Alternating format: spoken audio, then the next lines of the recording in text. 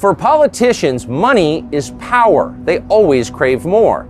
But because they don't actually produce anything, they've got limited ways to get it. They can hike taxes on the population and collect the cash at gunpoint. That's the most straightforward way. But it's also highly unpopular. Voters don't like paying higher taxes. They resent it. So over time, most politicians in most places decide it's a lot easier to devalue the currency. You keep the tax rate pretty much the same, you just print more money. At first, most people don't even notice that it's happening. The money seems free. This is how the US government just paid for the COVID checks and the war in Ukraine and pretty much everything else that Washington has done for the past couple of decades. Just churn out more dollars. You can see why it's a popular strategy. But what happens if you keep doing it year after year? We really ought to know.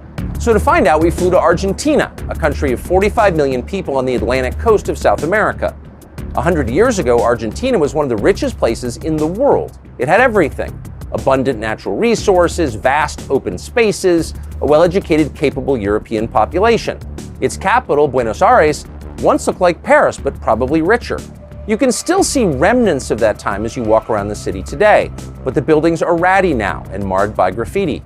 Argentina is no longer a rich country. It's one of the poorest nations in the Western Hemisphere. Nearly half the population here lives below the poverty line. Chicken for dinner is a luxury. The people are still impressive. The natural resources still exist. But Argentina's leaders have destroyed the country by devaluing its national currency. Argentina now has Weimar-like hyperinflation. It takes a brick of bills to buy lunch. Roads and bridges fall apart and nobody can afford to fix them. Things unravel. We spend more money as a country than we earn money. This man is called Hernan. He's been trying to run a restaurant in one of the richest neighborhoods in Buenos Aires. It's really very hard to work in Argentina, to live in Argentina. We are tired. I think that's one of the main feelings of the people. No, people are tired of all of the politicians saying the same things a couple of years and nobody does nothing good. Over the course of the average month, the Argentine peso loses 10% of its value. In other words, everybody gets 10% poorer every month of the year. It doesn't take long for people to go hungry. Our institutions have something wrong. Diana Maldino is an economist and a candidate for the Argentine Congress. Basically, the problem we have right now, we are 47 million people, out of which only 11 million people have what you would call a job. Slightly under 3.5 million people work for government, and 7 million people work in the private sector. So 10 million people, 11 million people out of 47, 25% of the And that's people. counting the government workers. So if you take out the government workers, and that really is an electric window. Yeah, 1/7 of the country would have a private job. So that means 7 million people are working to support the other 40 million people. And let me add something. 60% of the children are poor. So if you ask me, if 60% of the children are poor, the whole country is poor. Argentina's currency is so inflated and worthless, it can no longer be used to buy anything of value. Cars, houses, even bicycles are priced in US dollars. The problem is the government lies about this. Banks are not allowed to exchange dollars at market rates, and that drives the entire population underground to the black market. So we're in downtown Buenos Aires. It's a Friday afternoon and we're on our way to a cueva, a cave, to change US dollars into pesos.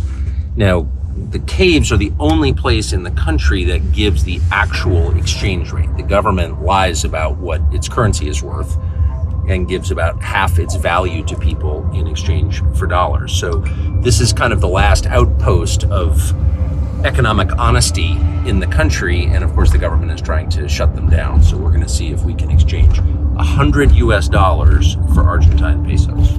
Hola! He's my friend Tucker. Oh, hola.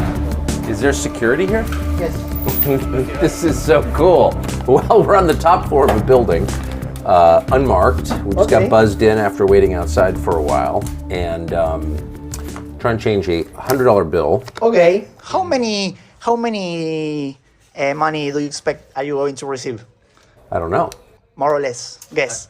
Enough to keep my door from closing. A doorstop. Well, now I feel rich. This is like Mad Max of caves. Don't seem like that? That is, so how much is that worth? Thank you. Well, thank you. Amazing. How do you carry all this? Hold on. In a bag. In a bag.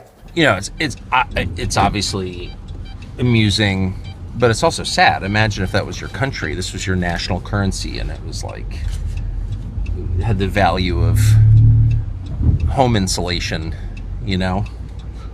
And this was your work product. This is what you spent all day working for, and this is what you hope to feed your family with and send your kids to school and buy clothes. I mean, and it had been rendered worthless by greedy, dishonest pigs running your government and lecturing you about transgenderism, but in the end you were left impoverished and they were left rich. I mean, that's theft. It wasn't some sort of, savage situation in there. It looked like a bank almost, though it's illegal, and it was, had a kind of sotto voce vibe. It was very orderly.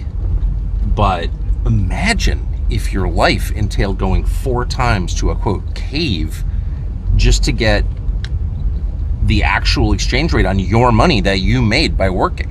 It's, again, they're stealing and they're lying and they're enforcing that lie at gunpoint. They close those places down because they're this little window into reality that the government can't tolerate.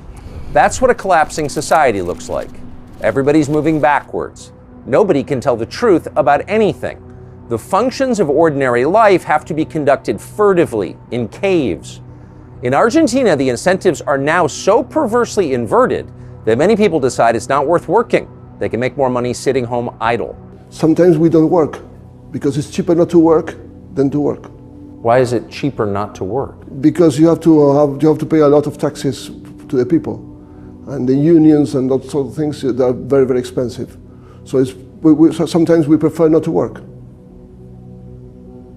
Yeah. Oh, that's really incredible. Is that common here? Yes, it's common. For young people in a country like this, the obvious solution is to leave, and millions have. The future of the country slipping away forever.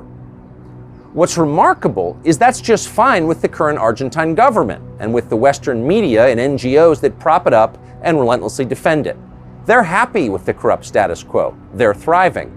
So they attack anyone who challenges the way things are currently done. Not surprisingly, they especially hate Javier Milei.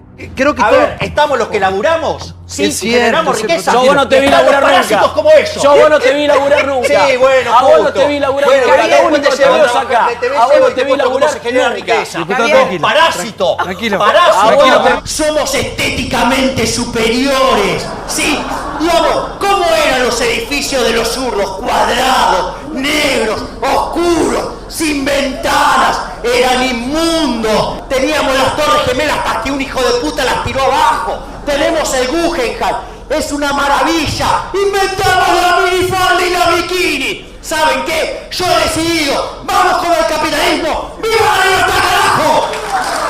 A ver, yo creo que el gran problema argentino es un problema cultural. Es decir, esta es una sociedad que está infectada de socialismo. Los políticos son una suerte de sociópatas que quieren hacernos creer que nosotros somos inválidos mentales, inválidos en todo sentido, porque no podemos vivir si no fuera por ellos. En realidad, los que no pueden vivir sin nosotros son ellos. Milei is an economist who's running for president here in the election next month, and the polls show he's winning. Milei's main observation is that things in Argentina are not working. Socialist monetary policy hasn't made people happy and secure.